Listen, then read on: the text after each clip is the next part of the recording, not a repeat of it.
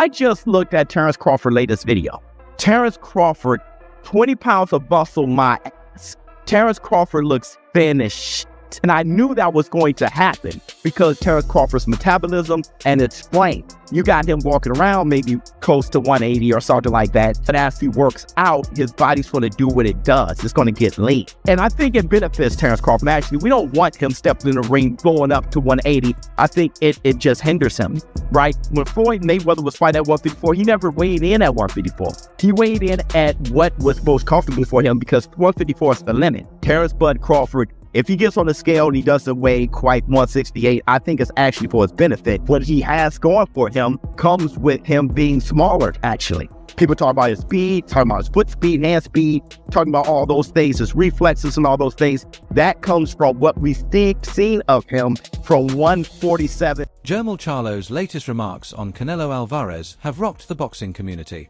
There's just guys that just have preposterous power, and Canelo is a guy that has power but is constantly working on it. There's a great clip of him working with Andy Ruiz. You know that shield, that weird hand shield they hold up for hooks? Yeah. And he's like, this is not for speed. This is just power, just power. He's like, don't try to be fast with this, just power. And you see him, bro, he hits so hard. Despite his crushing defeat to the Mexican icon in 2023, Charlo showed no signs of holding back. Canelo could only describe his strength in 3 words when asked about it: a mothering beast. And that's a big claim for someone who has faced some of the best, like Canelo. When Charlo was struck in that way, it hurt like nothing she had ever experienced. He claimed that he had never felt unsteady in his professional life. This is a startling finding considering how long he has been engaged in high-level combat. I like Crawford. All right, my brother fought Canelo, not me. I like Crawford in this fight, and he gets to stay big. But my brother even told me that was his mistake that he made. He thought going up in weight, I gotta get massive, I gotta get big to beat Canelo. It made him slower, it made his reflexes slower. He'll tell you himself, he didn't feel like the Jermell Charlo that y'all seen him fight Tony Harrison. Crawford, I feel like that's the same thing as that. You wanna get big to try to absorb Canelo punches and all this, but that's not, technically, that's not the Crawford that we're gonna see. And then Crawford going up there to fight Canelo at 68, when he's not a 68 pounder, where's the motivation? Y'all gotta think about it like big for Crawford is the money is good, but I don't expect Terence Crawford to be the Terence Crawford that was knocking out Gamboa, I don't expect that type of Terence. The bout between Canelo and Terence Crawford in Las Vegas next month is highly anticipated by many. Crawford is undoubtedly a pound-for-pound great, despite the fact that he is preparing for a new bout. Since Canelo has advanced from lightweight to welterweight and possibly even super middleweight, many people are interested in how he will perform against a much larger fighter. Given how intelligent and skilled Crawford is at fighting, Canelo will have a difficult test. He might be able to point out some shortcomings in Canelo's approach. But Jermell did give Crawford problems. I favor Canelo, not by a lot, but I do favor him. I just think that, I think the skull fight was just a bad style. And I think Canelo was like, why force the issue? You know what I mean? I'm up, this guy's running, I'm not gonna take a chance. So I think that it was that kind of fight for Canelo. But Jermell did give Crawford problems, you know what I'm saying? And where I felt like, damn, at 54, he gave you problems. 68 is different. Speaking on the bout, Corin Davis suggested that Crawford's mental toughness and capacity to adapt to a larger weight class might be more significant than most people realize. It's possible that Canelo's size advantage against Crawford isn't as great as some believe. Despite Crawford's weight gain, Davis believes it hasn't affected his speed or intelligence. You've been in there with Crawford? Yeah. So you've been in there with Crawford, you've been in there with Canelo. What can you take from sparring both of them to gauge what's gonna happen in September? Preparation is gonna definitely be everything. Crawford adjusting to the 168 pound division. I know he's been sitting at a heavier weight for a while, but he's been showing his training and stuff. So that's definitely gonna help him. Canelo experience, but then you got Crawford got great experience as well. It's gonna be a great fight, gonna be a good chess match. I expect a great fight. If I had to favor somebody, I would just pick Canelo because of the weight disparity. Canelo is naturally like sits really well at 168, and it's just always tough for a guy to come to 168 and come from that many weight classes up and do something like that. If he does it, if anybody can do it, it'll be Terence. Richardson Hitchens feels the same way. There won't be a knockout, according to Hitchens. However, he believes that Canelo, a soldier who depends on his or her own strength and might, will find it difficult to compete with Crawford's approach, which is founded on razor-sharp intelligence, suppleness, and flawless boxing. This indicates that Canelo's excellent ring IQ may find it more difficult to get close and land heavy shots against Crawford's quickness and smoothness. Canelo would be easily defeated by Crawford, particularly in a bout where strategy prevails over brute force. I think Terence Crawford is one of the most craftiest dudes that Canelo going to be in the ring with. Hand speed, IQ, long arms, speed, power. Switch hitter. I just think that it's going to be it's going to be something different for Canelo. Terence Crawford is, in my opinion, one of the most cunning men Canelo will face in the ring. Switch hitter, long arms, speed, power, and hand speed. I simply believe that it will be something different because Mike Tyson, who is well known for being a fantastic boxer and for having a thorough understanding of the traits that create a great fighter, believes that Crawford's mental toughness may be the difference. Despite the physical differences between the participants, Tyson believes that the outcome of these battles is frequently determined by the fighter's heart, fortitude, and attitude. Crawford has often demonstrated that his success can be attributed to his style of thinking. Tyson is confident that he can defeat Canelo's superior strength in the ring because to his diligence and focus. Who do you think wins that fight? Is it maybe the weight too much for Terence Crawford? There's been men that beat people like Armstrong and McLaren and these guys. They're beating people bigger than them, 2 divisions bigger than them. It's not impossible, Henry Armstrong's a featherweight and he beat the middleweight champ. At 130 pounds, he beat the welterweight champ. Then he fought a draw with the middleweight champ. So I think size means nothing. Determination means everything. Zab Judah is even more confident in Crawford's ability to do his tasks. Judah believes Crawford can defeat Canelo as a result, arguing that Crawford might defeat the Mexican boxer thanks to his abilities and expertise. He claims that Crawford may have an advantage due to his speed and capacity to outlast his opponent, particularly as the bout progresses and Canelo's stamina wanes. Canelo and Crawford. Crawford. No hesitation. No hesitation. I want to see that fight. Big Bud. Big Bud. We're going to have to roll Canelo up. We're going to have to pack him up, baby. But how hard is the jump from 47 to 68? I mean, listen, it's a very big challenge. But what I said, for his skills and the way he's adapted to the size, brother, when I seen them stand toe-to-toe and side by side, I said, game over. Terence Crawford. And listen, don't be surprised if he stops him. I'm telling you. Who? Don't be surprised if Canelo stops Crawford. Terence Bud Crawford stops Canelo. I wouldn't be surprised. I love you. Skills pay the bills. See that, Cody? Skills pay the bills. Caleb Plant takes a balanced approach to the problem. Plant believes that a fight won't be decided by a fighter's size or talent alone. For him, maintaining good mental health is also crucial. Every warrior, he claims, has something unique to offer. These elements working together make the contrast between Canelo's strength and fighting acumen and Crawford's agility and adaptability both surprising and fascinating. One that will undoubtedly put both combatants' abilities to the test. Terence is not a regular guy. You know what I'm saying? He's special. And, Canelo, he's a top-notch fighter, world-class fighter. Still on the pound-for-pound list, I'm sure towards somewhere near the top. And it's exciting. Terence is freakishly strong. He can punch. He's got good crack. He can fight from both ways. Orthodox, southpaw. He can fight at mid-range, close range, outside. And he can fight going both ways. So it's exciting. It's exciting. It's a big question mark on the end of it, though. So that's why, I'm sure all of us are excited for that bell to ring and, be able to find out firsthand. The well-known sports commentator Stephen A. Smith has also expressed support for Crawford. He believes that Crawford's agility and quick feet will enable him to dodge Canelo's forceful blows. Although Canelo has a powerful style, His main focus is on closing the distance and landing powerful blows. Smith believes that Crawford, who performs best in well-planned bouts where he can move around and box, would benefit from this. Crawford could be able to pull off a knob set if he can stay active and stay away from the huge power blows. You got a love for boxing. Yes, love boxing. Who gonna win the fight, man? That's coming up, the biggest Crawford. fight in boxing. Crawford. Huh? Crawford. I'm not hesitating. Crawford.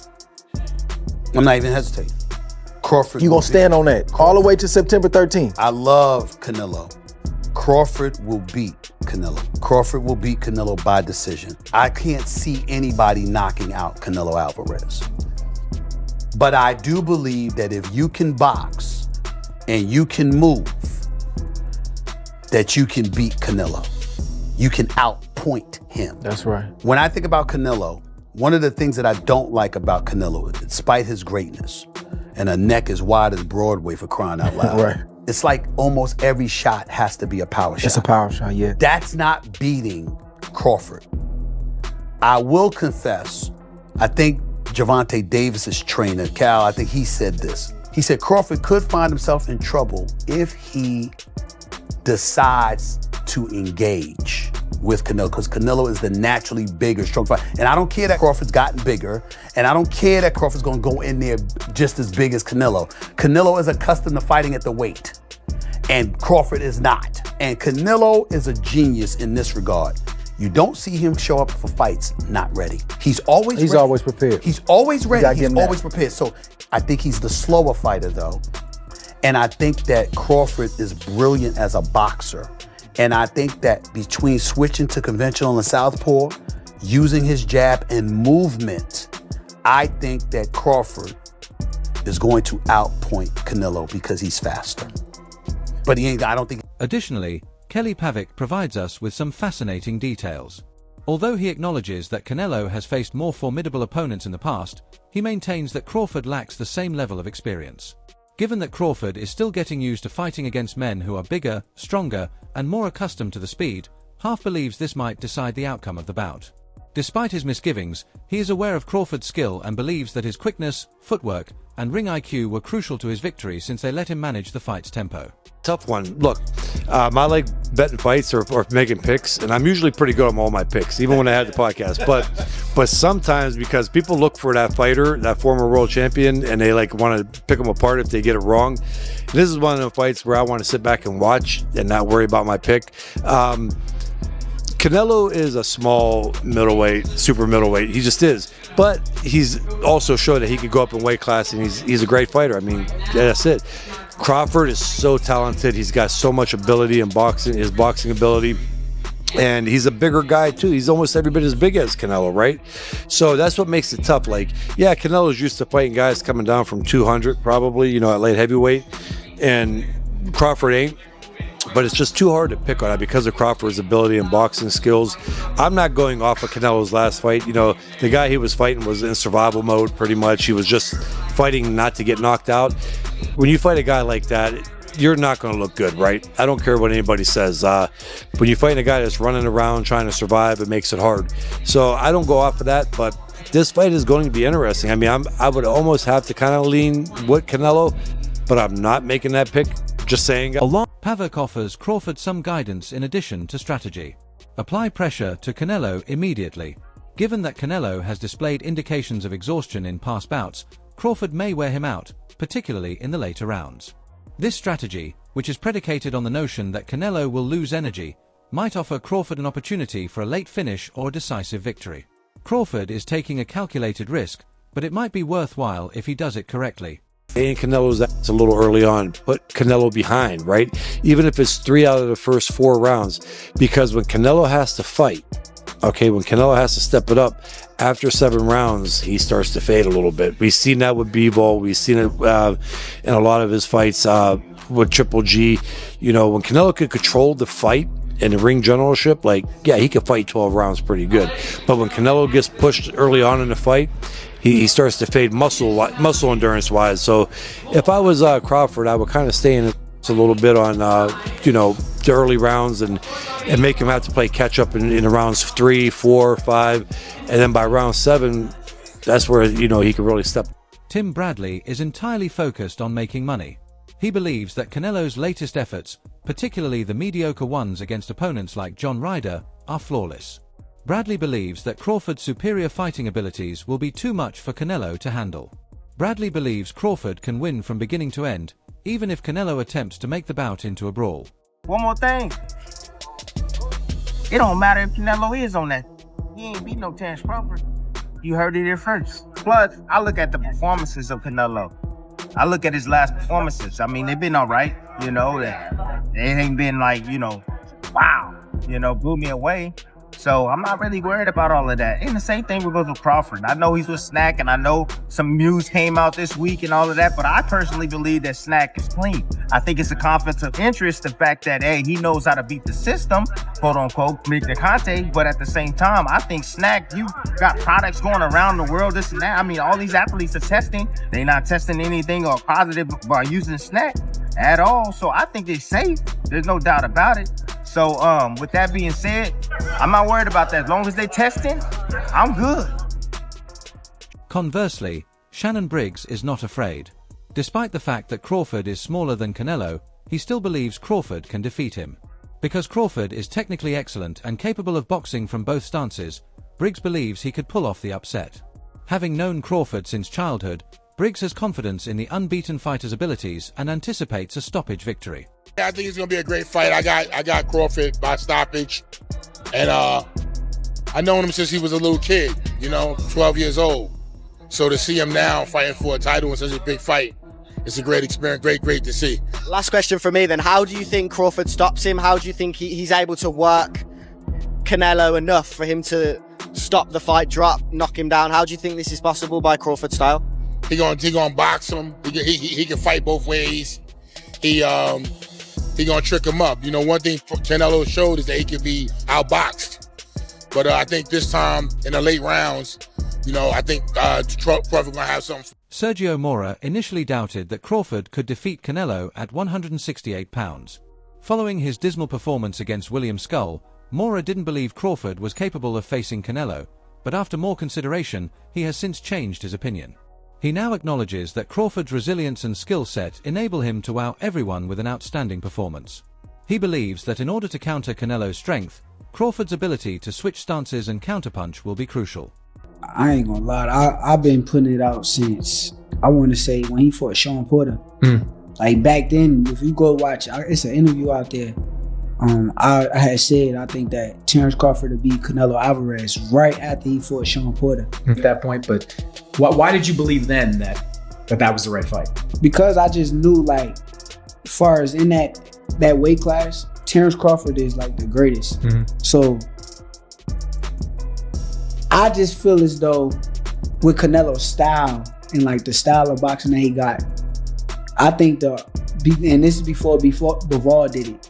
But I thought like Terence Crawford was the only guy who I felt as though could have beat Canelo with his style. Unexpected.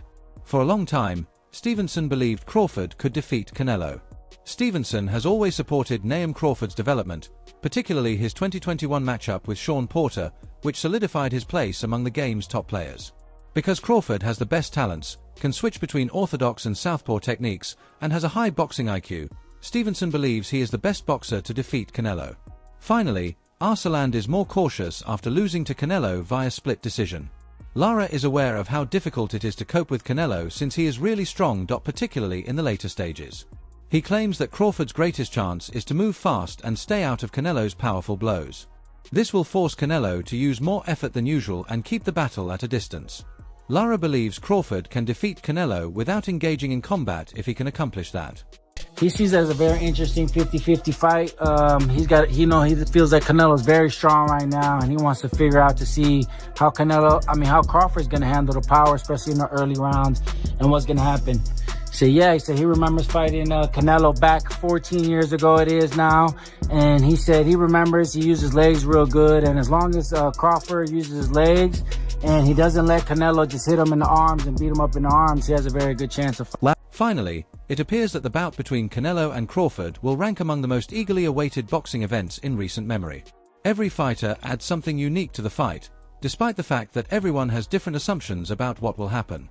The entire globe is eager to witness the outcome of this momentous battle.